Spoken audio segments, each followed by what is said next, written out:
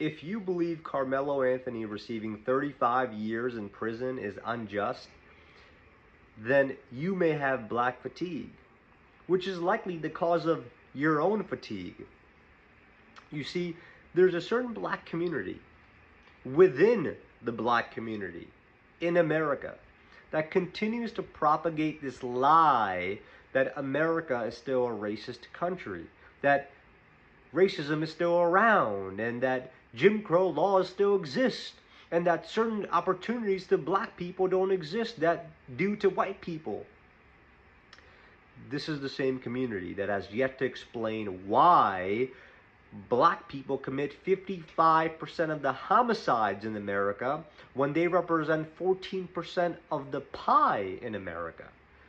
Why interracial crime within the black community is at 90%, meaning young black boys killing young black boys, young black men killing black men.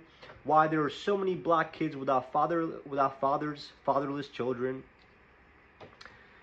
This is the community that morphed into BLM, that defrauded millions of Americans out of hundreds of millions of dollars. We saw George Floyd. They made a saint out of George Floyd, a statue out of George Floyd, made him into a national treasure, a man who was arrested 12 times, held a gun to a pregnant woman's stomach, was selling crack, was on crack when he went to Jesus, counterfeit bills. How could we forget about Michael Brown? That's where the BLM community morphed out of. The hands up, don't shoot. When in fact, Michael Brown never had his hands up. He had just got done robbing, shoplifting from a store, assaulting the store clerk, and when the cops caught up to him, he didn't have his hands up and say, don't shoot. He lunged at the cops. His friend, who was with him the whole time, made up this lie. By the way, this friend of his who was with him the whole time died a few weeks later in a gangbanging incident. How could we forget about Trayvon Martin, George Zimmerman?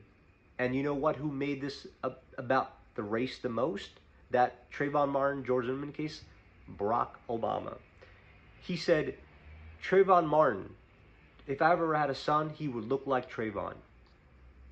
Again, making it about race, racism, when in fact, Trayvon Martin beat George Zimmerman's face into the ground. You had, how could we forget about Jesse Smollett? I almost called him Juicy because of the memes that came out in the aftermath. But Jesse Smollett, who said he was a victim of hate crime, when in fact he set up the whole thing. He was the mastermind behind it until he got caught by our great law enforcement. How could we forget about defund the police, which came from BLM movement?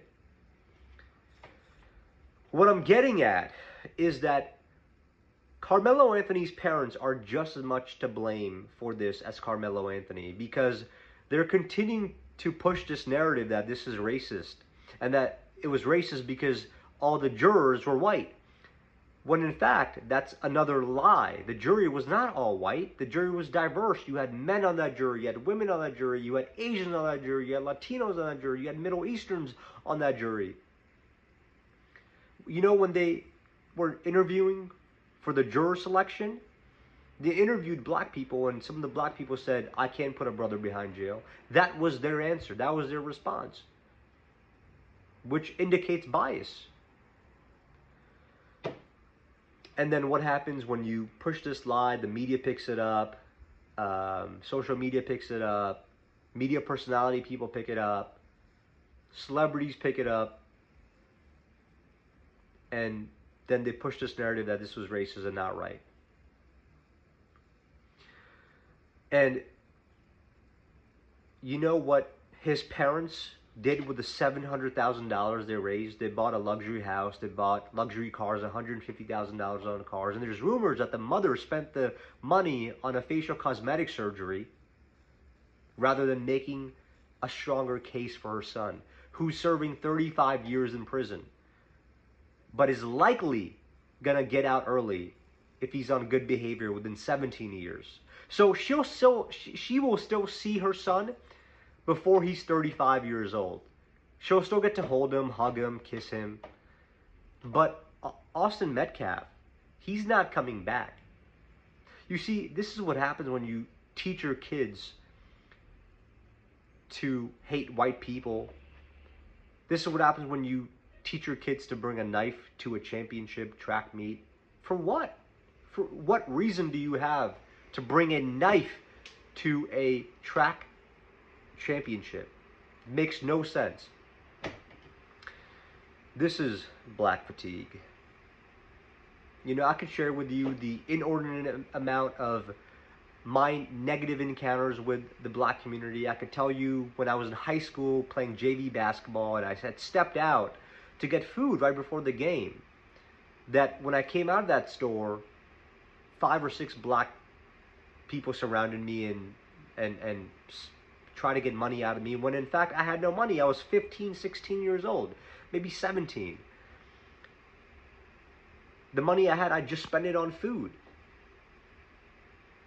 And so I could share with you the many other encounters I've had with them about, shoplifting when I worked in retail. I could share with you the horrific 1.5 year experience I had living next to my black neighbor. He had a block party the 2nd or 3rd day I had moved into that house. And I thought it was just maybe a coincidence because I had moved in and they had already pre-planned a party. But then I found out, the next week, same thing, massive party. I couldn't get in and out of my own driveway. My own driveway, I couldn't get in and out without having to ask him to move his car because he would block the driveway. And then it just got hostile because it was the same thing week after week, week after week, week after week. I'm not going to ask you permission to get in and out of my own driveway. I'm not going to continue to ask you to lower your music on a random Tuesday or Wednesday night on a school night at 11 p.m., at 1 a.m. when your kids are playing basketball on a weekday, when my walls are just vibrating because how loud the music is. I'm not going to ask you anymore. I'm just going to get the law enforcement involved.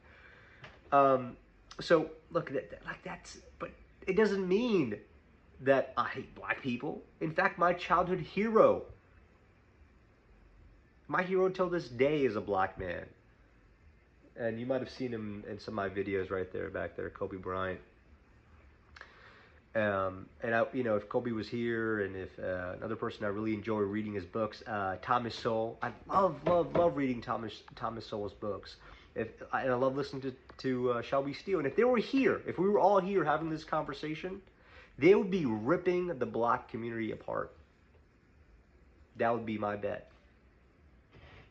And Thomas Sowell, he would just say, he would destroy it. He would destroy that community with just facts. So that's black fatigue. Thank you for watching.